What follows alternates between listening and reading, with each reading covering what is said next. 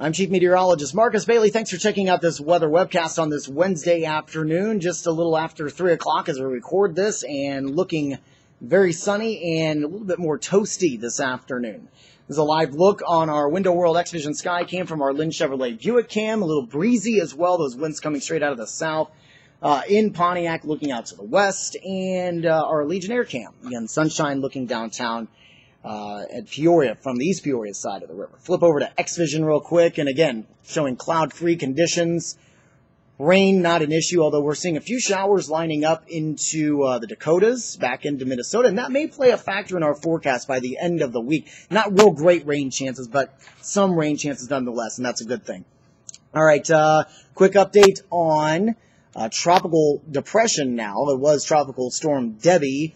Now only down to 35 miles per hour, and the center of that storm is actually on the Atlantic seaboard. So finally some relief for portions of Florida that picked up some heavy rain, well over 20 inches in some spots.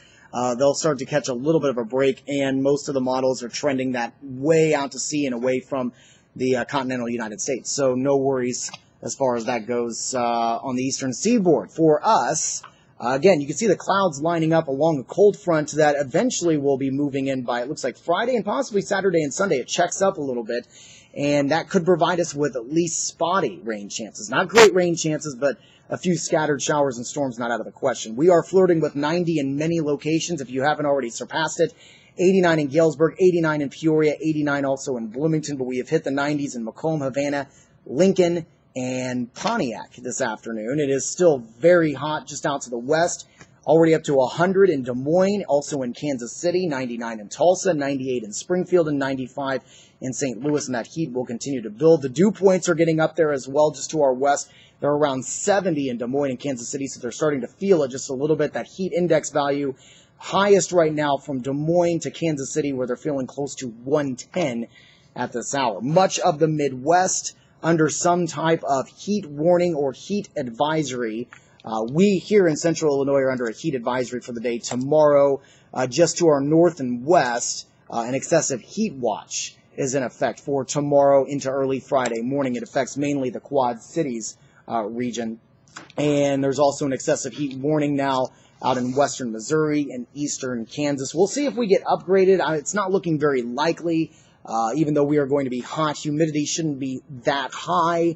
So our heat index value, or that feels like temperature, is probably only going to be about a degree or two warmer than our actual temperature out there. Still very hot, but we won't be talking about oppressive humidity, and that's the good news. Very mild tonight, low 80s by around 10 o'clock, mid 70s for the midnight hour, and we wake up to temperatures in the low 70s. 70 in Galesburg, 71 in Macomb, 71 in Havana, and 70 in Lincoln. Again, that big hot dome continuing to push off towards the east, and that is what will be infiltrating the Midwest with the hot air for our Thursday. Some stats to keep in mind as we head into tomorrow afternoon. The last time we hit 100, it was not that long ago, September 1st of last year.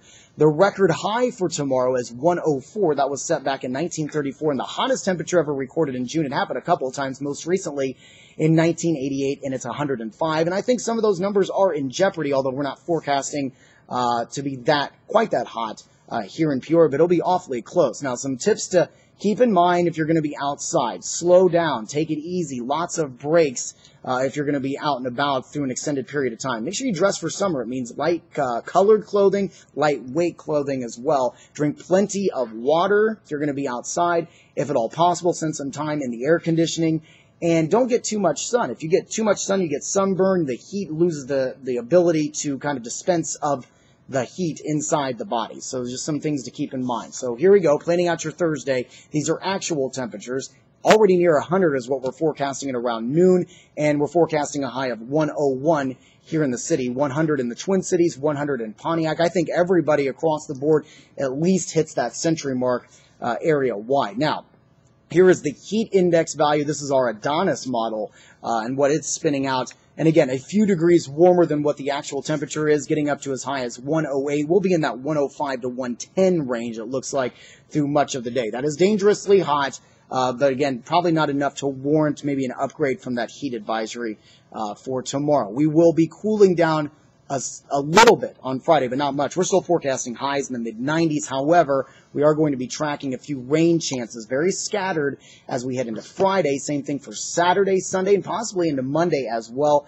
And the long-range pattern looks to stay very hot. We'll maintain in the low 90s we head through much of the early portion of the next week, including the 4th of July holiday, which is next Wednesday. That'll do it for your weather webcast on this Wednesday afternoon. We'll have updates on our blog, also on Facebook, Twitter, and Google+.